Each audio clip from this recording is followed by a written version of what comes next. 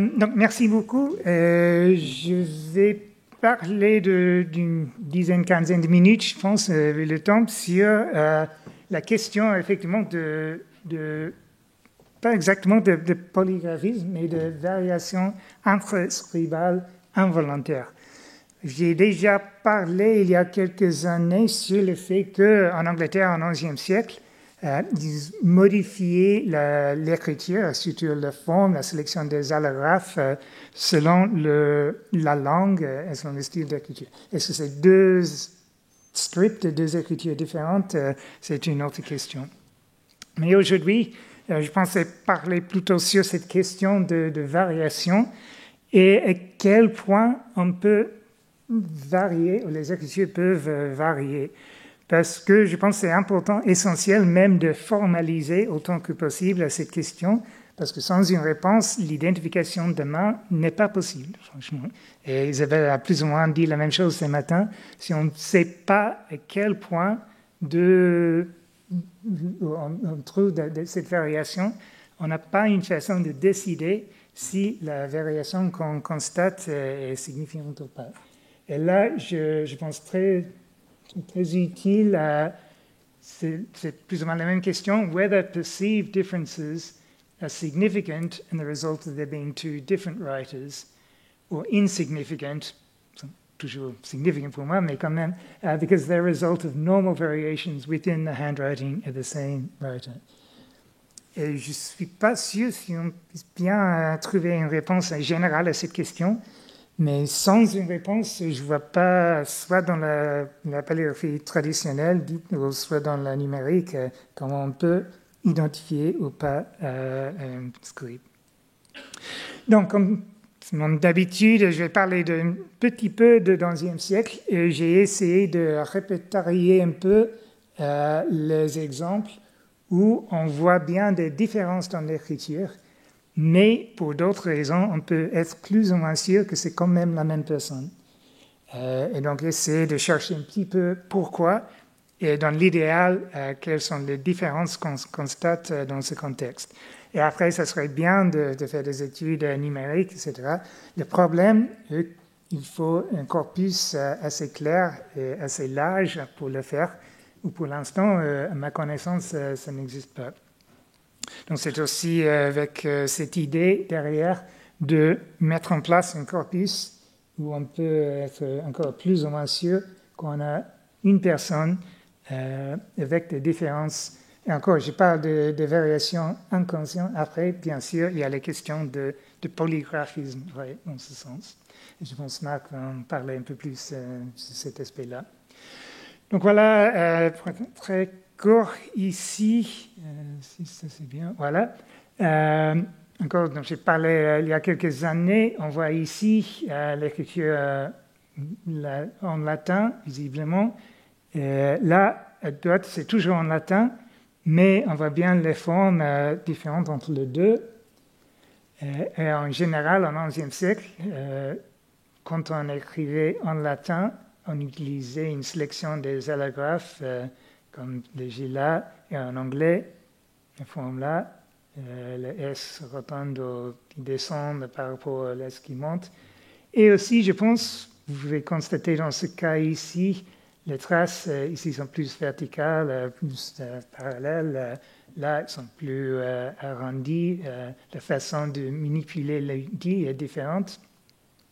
Donc, on imagine dans ce cas que nous avons deux scribes, un qui écrivait dans le style plus moderne, avec les allographes qui sont propres pour latin, et le deuxième qui utilisait toujours les formes un peu plus anciennes, qui en principe devraient être utilisées pour l'anglais. Sauf que ici, je pense que c'est la même personne. Pourquoi? Parce que je n'ai pas bien montré ici, mais j'ai pris effectivement, on a vu un peu ce matin aussi, au début et à la fin du manuscrit. Et c'est exactement cette dégradation, je pense qu'on a parlé. J'ai cherché, je connais le manuscrit relativement bien, je ne trouve pas un point où on constate bien une modification claire entre les deux cas. C'est exactement on peut l'expliquer, je pense, parce qu'ici encore, c'est le plus propre, le plus moderne. Ça me semble relativement clair que c'était quelqu'un qui avait l'habitude d'écrire dans cette façon, et relativement vite, il est revenu, dégradé, je ne sais pas, mais quand même revenu ce qu'il connaissait au début. Mais encore une fois, c'est une vraie question, je ne sais pas si on prenait les 2 pages, les 2 images, on le montrait au palégraphe ou même à l'ordinateur, comment on peut savoir ou penser que c'est la même personne ou pas. Puis encore. Donc ça, c'est un exemple. Je pense encore que c'est important de trouver plus que possible de tels exemples pour après faire des études. D'autres cas, pas forcément si clairs. Ici, c'est un manuscrit où on constate encore une fois une variation assez claire entre les deux.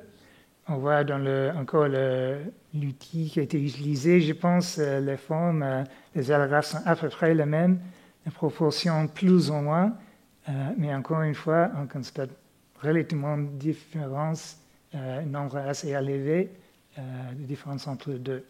Ici, je suis moins certain, mais vous pouvez peut-être deviner un peu ce qui se passe dans ce document, c'est-à-dire, ils sont des annales, un par un. Ici, nous avons 1152. Et donc, il y a une correspondance assez claire, très claire, je dirais, entre l'année et le scribe. Donc, ça pose bien la possibilité que c'est la même personne, un an après, peut-être quelques années après, qui a continué d'écrire. Ou peut-être ici encore, ça pourrait être une autre personne. Et une des difficultés de ce corpus, il n'y en a presque jamais de colophone, presque jamais de scribes identifiés. Donc c'est toujours une question vraie, est-ce que c'est la même personne ou pas? Mais c'est un autre cas où on peut peut-être expliquer la variation, pas parce que ce sont des personnes différentes, mais la même personne un peu plus tard. Et là, c'est encore plus clair, je pense, dans ce cas-ci. C'est un manuscrit encore de Barthes, dans ce cas, encore vers la fin du XIe siècle. Et vous voyez, c'est toujours la même formule qui commence à soutenir dans Lycurgus des bêtes. Il y a une sorte de manumission de documents qui notent la libération d'un esclave. Chacun, dans ce cas, ça me semble relativement clair que c'est toujours la même personne, dans le sens qu'on a des allographes très proches, des traces assez similaires, la manipulation encore de l'outil qui est très proche. Donc peut-être qu'ils sont plus proches aussi dans le temps, mais visiblement la taille de l'écriture, par exemple, est un peu différente. La mise en page, un petit peu, le nombre de caractères par ligne. Donc encore, j'imagine que les cas sont assez clairs. Vous avez vu, vous avez aussi des cas similaires. Donc c'est pas forcément pour vous expliquer, mais pour poser la question et chercher de mettre ensemble des corpus après pour faire des analyses, chercher est-ce que c'est possible ou pas trouver quelque chose en commun entre les exemples. Parce que même si on dit ce sont des cas très particuliers, dans la pratique on trouve beaucoup. Dès qu'on commence à chercher, surtout dans ce corpus-là. Et peut-être que c'est un peu plus facile ici, c'est une autre raison pour laquelle je trouve utile, parce qu'il semble qu'à cette époque, ils avaient moins d'intérêt de régularité, de toujours avoir la même écriture. Même si le contexte est relativement formel, on voit assez souvent les scribes très différentes qui continuent l'un après l'autre. Et ça aide bien sûr à identifier ce type de cas. Après, d'autres qui sont un peu plus complexes, plus difficiles de décider.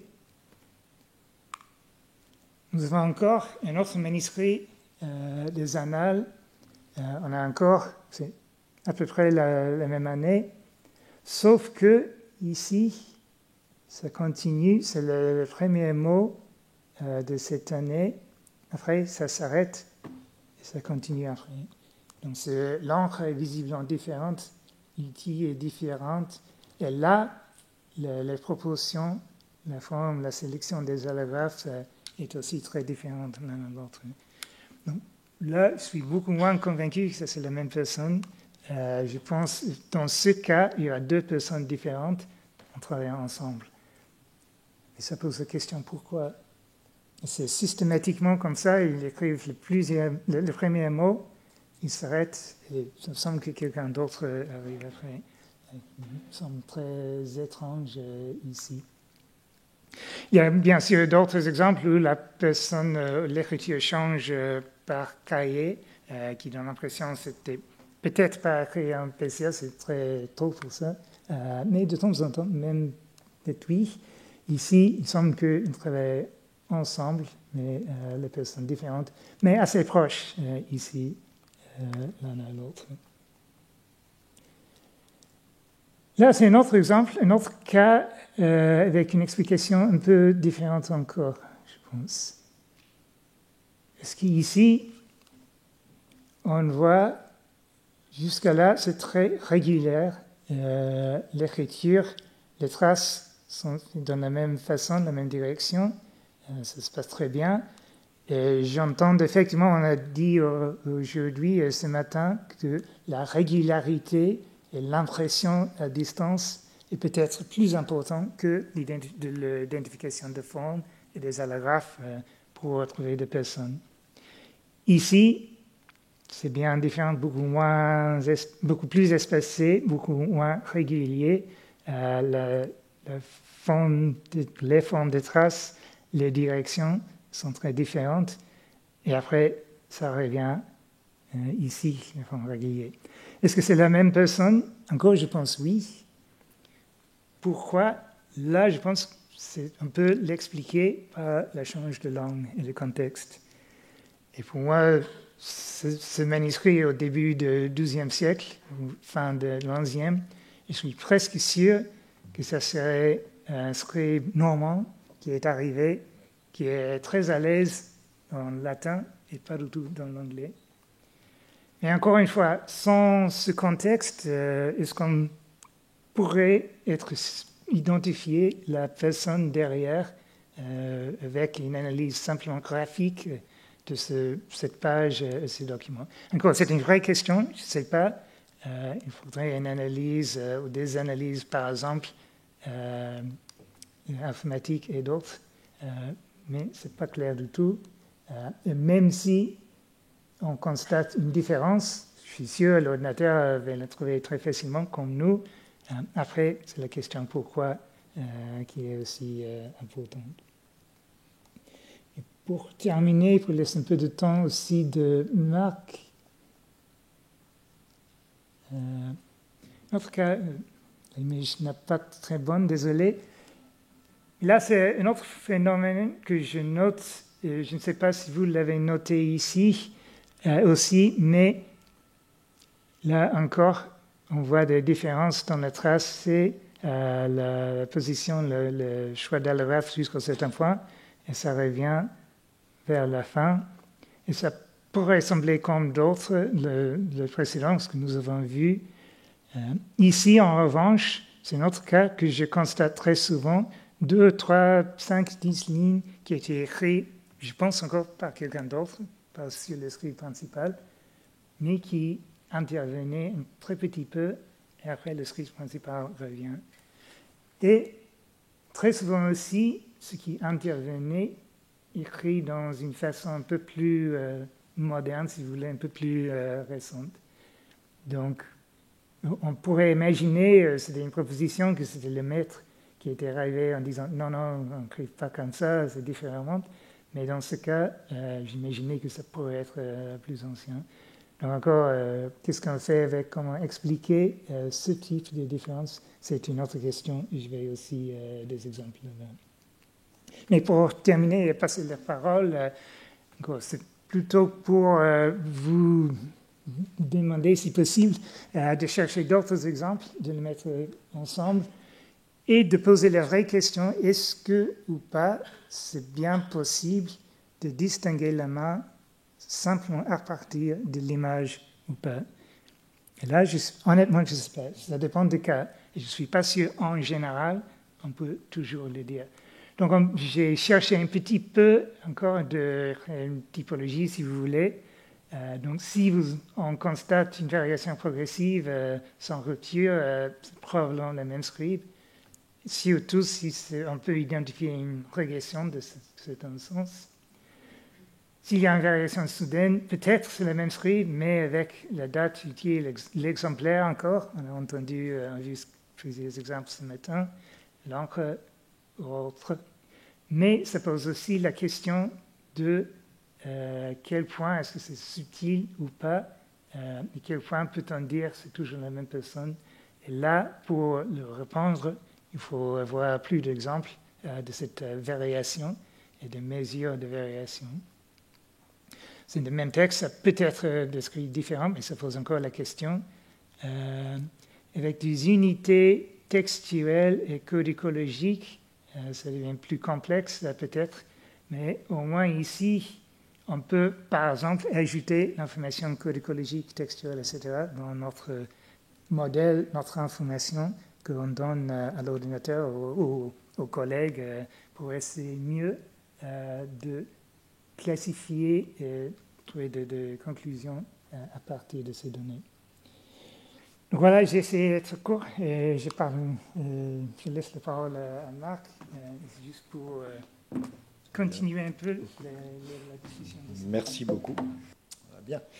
Merci. Alors, je vais, pour ma part, parler d'une période très différente, en reprenant des problèmes qui recoupent un peu ce dont a parlé Peter, y compris en termes de paramètres linguistiques et d'interférences d'écriture, à un moment où une écriture de tradition nationale, disons, se trouve confrontée à une écriture qui arrive d'ailleurs, et qui crée des mixtures, des hybridations, des choix typologiques entre différents types disponibles. Il s'ajoute à cela que c'est la période donc après 1500 dont il est extrêmement peu question en paléographie en général, et de ce fait, les écritures dont je vais parler sont des écritures qui n'ont pratiquement fait l'objet d'aucune étude, et que le peu qu'on en a dit se révèle parfois assez discutable.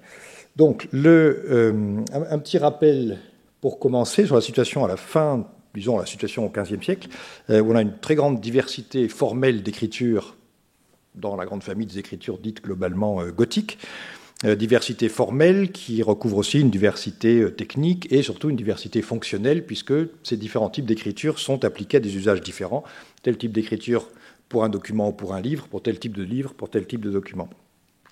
La différence principale, et je n'entre pas dans les ramifications de la typologie actuellement en vigueur, disons, parmi une grande partie des paléographes, c'est une différence entre les écritures issues de la tradition de l'écriture livresque, et donc globalement la grande famille Textualis que vous avez ici illustrée en haut, dans sa version septentrionale, je n'entre pas dans les variétés italiennes et méridionales, et à l'opposé donc une catégorie d'écritures qui sont issues, elles, de l'écriture documentaire et donc d'écriture cursive, initialement cursive d'un point de vue technique, et qui ont conservé de cette cursivité quelque chose dans la morphologie, mais qui sont elles-mêmes tracées en grande partie à main posée, donc de manière, disons, ce sont des pseudo-cursives, si vous voulez.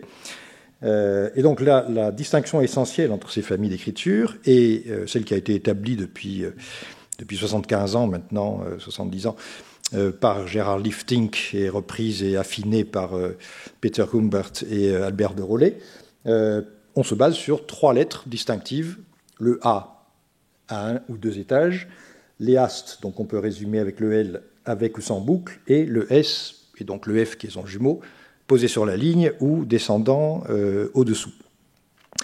En réalité, la variété des écritures qu'on observe à la fin du Moyen-Âge, telle que la pensent et que la décrivent quelques maîtres écrivains, quelques spécialistes de l'écriture, révèle une conception plus complexe et ramifiée que ce que nos manuels peuvent en dire. Alors là, c'est une affiche que certains d'entre vous connaissent, qui a déjà servi au moins pour nos 2 premières journées sur la fiche du programme, que j'ai toujours plaisir à remontrer, qui est le plus bel exemple conservé du XVe siècle d'une affiche de maître écrivain, donc précisément un exemplier, comme on disait tout à l'heure, de ce qu'il peut vous enseigner ou des écritures dans lesquelles il peut éventuellement vous produire un manuscrit ou un document.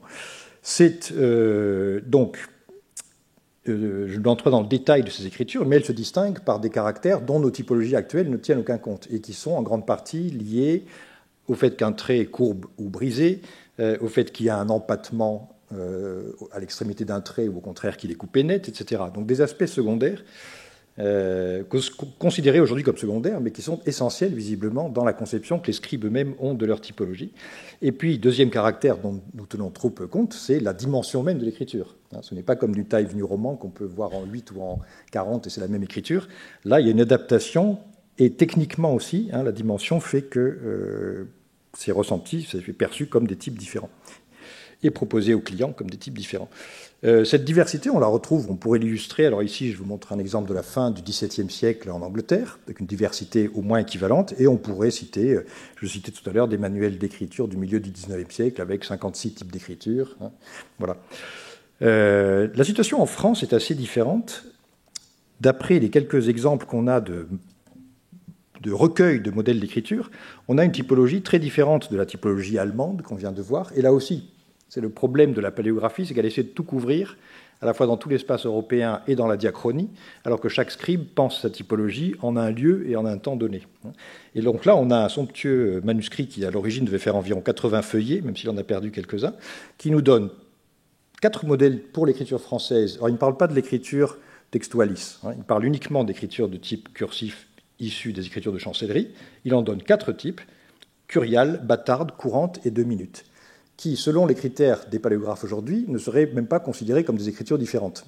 Ce sont 4 écritures qui se distinguent essentiellement par la dimension et par le fait que les plus petites sont aussi un peu plus ornées par des traits, disons, par des excroissances diverses, plus abrégées, donc des critères, encore une fois, différents des nôtres. La typologie de ces écritures françaises est bouleversée autour de 1500 par l'arrivée d'écritures italiennes qui sont apparues en Italie au début du XVe siècle, donc des écritures issues de l'humanisme, qu'on appelle, pour faire simple, la minuscule humanistique, qui est donc la lettre posée, livresque, disons, l'équivalent italien moderne de ce qui aurait été la textualis, pour ce qui est de la fonction, et une cursive, dont voici un exemple relativement informel, mais par un grand calligraphe de la fin du XVe siècle. Et ces 2 types donc, arrivent essentiellement liés linguistiquement avec le latin et éventuellement avec ce qu'on peut écrire en italien. Et dans toute l'Europe, le passage des langues vernaculaires à ces écritures toujours ressenties comme italiennes est très progressif et très déphasé, très différencié selon les pays. En France, c'est relativement précoce, dès les années 1520. On va le voir, on commence à trouver des exemples, alors que les Allemands n'écriront l'allemand dans une écriture à l'italienne qu'après 1941, voilà, après l'abolition de l'écriture gothique allemande. L'arrivée de ces écritures est évidemment, enfin le poids qu'elles acquièrent dans le paysage graphique est évidemment doublé par la diffusion des mêmes formes en typographie, avec le caractère romain, mise au point dans une forme qu'on peut considérer comme définitive en 1470, et les italiques d'Aldemanus en 1501, qui sont basés sur l'écriture de Bartolomeo Sanvito qu'on a vu 3 diapositives plus tôt. Et donc ces écritures entrent à la fois en concurrence et partiellement dans des processus d'hybridation avec ce que font les scribes français. On a des manuscrits qui sont copiés au début du XVIe siècle, avec des textes classiques ou humanistiques, dans des écritures qui mériteraient d'être étudiées de plus près. Ici, on a un manuscrit qui est catalogué comme une main française, parce que c'est produit pour l'archevêque de Rouen, imitant une écriture italienne. Personnellement, j'ai des doutes. La qualité de cette écriture est telle que je soupçonnerais plutôt un scribe italien. Il ne serait pas le seul italien travaillant dans l'entourage de Georges d'Amboise. Quand un Français s'essaye à faire ce genre de choses, ici on a l'exemple de François Demoulin, qui est le précepteur du roi François Ier, c'est lui qui lui a appris à écrire et toutes sortes d'autres choses, Là, il lui produit un manuscrit, et il utilise, lui, il est le premier, François de Moulins, à utiliser des écritures à l'italienne pour le français dans des livres pour le futur roi de France. Voilà. D'où le poids que ces écritures vont avoir très rapidement au début du règne de François Ier.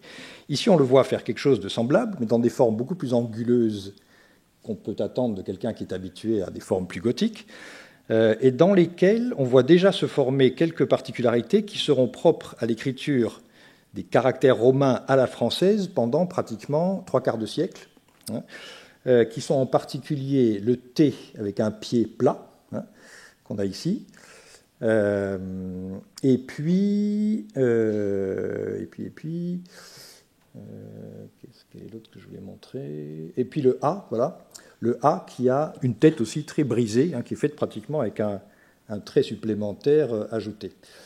Et donc voilà un premier état, avec une plume aussi très large à la française, mais vous me direz que le précédent, c'était aussi, il y a aussi des scribes italiens, hein, qui utilisent la plume large pour faire des pleins et des déliés harmonieusement répartis. Là, c'est un peu différent.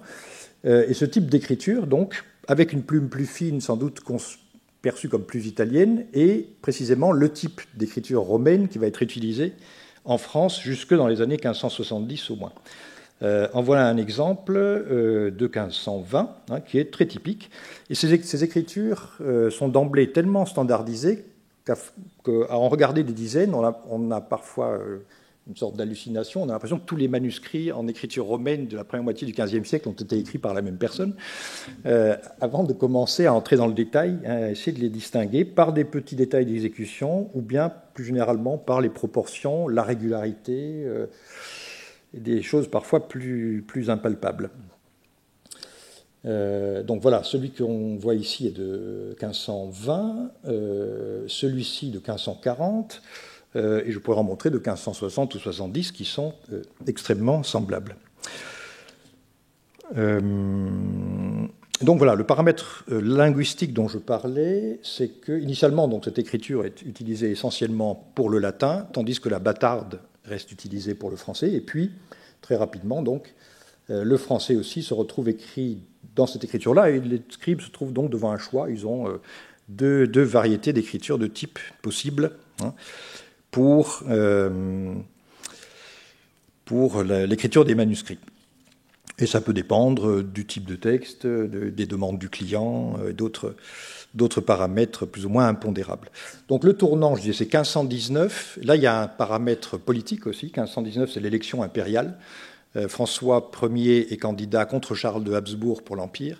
Et on a interprété le choix de l'écriture romaine pour le français à cette date-là comme la proposition d'un empire latin face à l'empire germanique, représenté par le choix des caractères gothiques allemands issus directement de la chancellerie impériale, donc une connotation politique probablement assez explicite. Alors face à ces caractères romains, voilà ce qu'on a dans la plupart des manuscrits de luxe du début du XVIe siècle. Hein, ici, les petites heures dites d'Anne de Bretagne. Je dis dites parce que je ne suis pas du tout sûr que ces lettres qu'on a dans la marge représentent le nom Anne, mais ça c'est une autre question.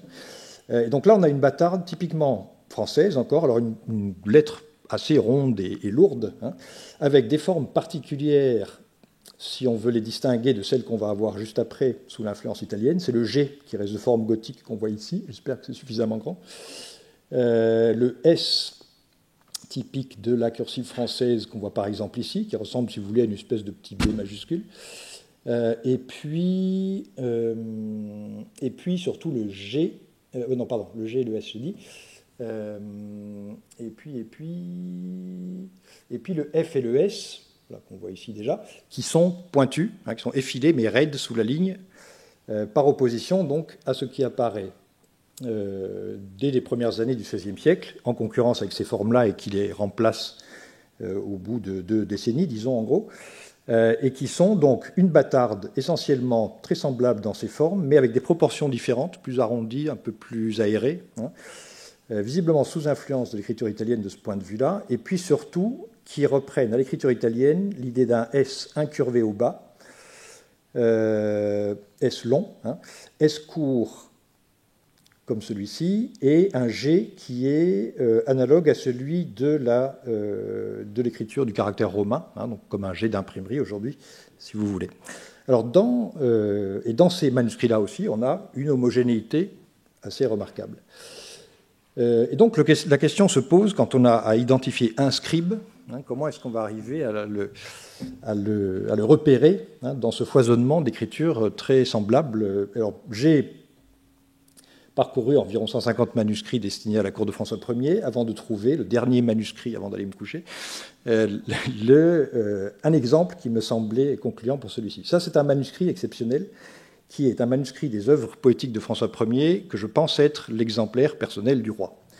Parce que, comme vous voyez, les couleurs des initiales sont les couleurs personnelles de François Ier. Vous voyez le portrait cloué au Louvre. Et des caractères codicologiques également. Et il est aussi remarquable par le noir et le blanc dans le décor, mais même le noir et le blanc dans le choix du parchemin et l'encre extrêmement noire, qui est particulière.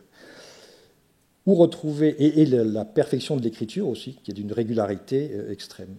Voilà. Et j'ai donc trouvé finalement un exemple dans un autre manuscrit commandé par François Ier, un atelier que je pense être celui dont est sorti le précédent, l'atelier associé au peintre Étienne Collot. Et là, on a une écriture, donc, je ne sais pas si ça vous saute aux yeux, il y a à la fois l'impression générale, et puis ce qu'on peut faire comme observation de détail. Il y a en particulier la façon de tracer ces petits ornements sur les astes des dés. Il y a surtout le G. J'ai dit les G sont imités des écritures du romain, mais dans le détail, ils ont... Et c'est le propre des lettres courbes en général, et c'est le propre des lettres qui sont plus isolées, disons, morphologiquement dans l'alphabet que d'autres. Le G n'a aucun trait commun avec aucune autre lettre. Et donc, il a une variabilité potentiellement plus grande. Et la forme exacte de la queue de ce G, la façon même, la perfection avec laquelle est tracé le petit retour en arrière ici, est exactement la même, me semble-t-il, dans les mêmes... Alors il faudrait, là aussi, comme on l'a dit précédemment, mettre en série des exemples, des contre-exemples, pour assurer la preuve, mais j'espère que vous m'en croirez sur parole. On peut aussi... Alors il y a les lettres particulières, le G, le Z, et puis toutes les majuscules initiales, qui sont aussi plus variables d'un scribe à l'autre. Et ici, on peut faire alors simplement un contre-exemple. Là, ça, c'est une autre page du même. On peut regarder un autre exemplaire du même texte, voilà, qui est celui qu'on a vu tout à l'heure, où on verrait dans le détail, si on s'y attardait, les différences. Regardez les premiers mots, la, table, des, chapitres, dans les proportions, dans l'angle d'écriture, dans la façon dont est tracé ce retour. Là, on a quelque chose qui est très bien, mais qui est quand même légèrement inférieur et en tout cas différent. La forme des S avec une tête plus pointue, ici, vous voyez là? Oui, voilà, ici, etc. Deuxième question, serait-il possible de retrouver la main de ce scribe, que je trouve dans si peu de documents, éventuellement, dans une autre écriture? Voilà. Et par définition, dans le caractère romain, qui est celui qu'on peut utiliser aussi à la même époque.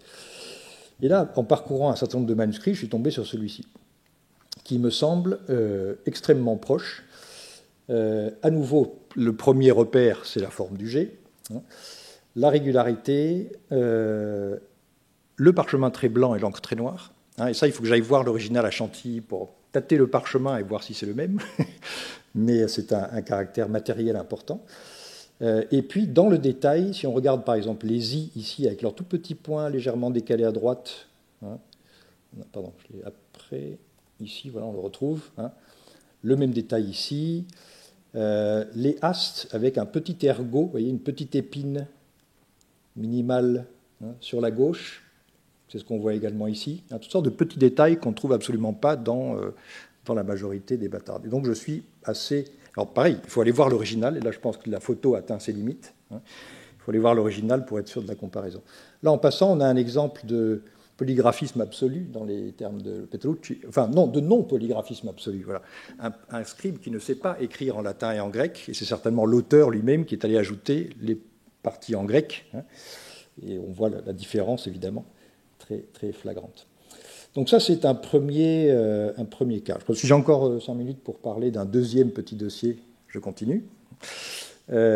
Donc, la deuxième phase dans cette évolution des écritures françaises, c'est l'abandon de la bâtarde française italianisée et l'adoption d'écritures proprement italiques, qui précédemment, dans la première moitié du siècle, sont utilisés, mais moins, et utilisés en particulier pour des textes en italien, par exemple. La connotation italienne reste encore plus marquée. Et donc l'écriture italique bénéficie de modèles standards qui sont diffusés dans l'Europe de l'époque par des maîtres écrivains italiens qui ont publié des livres gravés à partir des années 1520.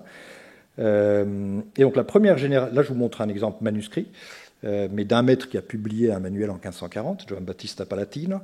Et cette première génération d'écriture cancelleresque, comme on les appelle au XVIe, ou cursive italique, est marquée par l'utilisation d'une plume large et de formes relativement anguleuses, qui sont celles qu'on voit ici, avant une deuxième phase qui commence en 1560 avec l'œuvre de Giovan Francesco Cresci, dont voici également un manuscrit et non pas un modèle gravé, et qui est caractérisé par un tracé beaucoup plus sinueux, filiforme et avec des extrémités marquées par des perles, qui sont ce qui donne son poids et sa texture à l'écriture, avec l'abandon de la plume large, donc au profit d'une manière différente d'accentuer les formes.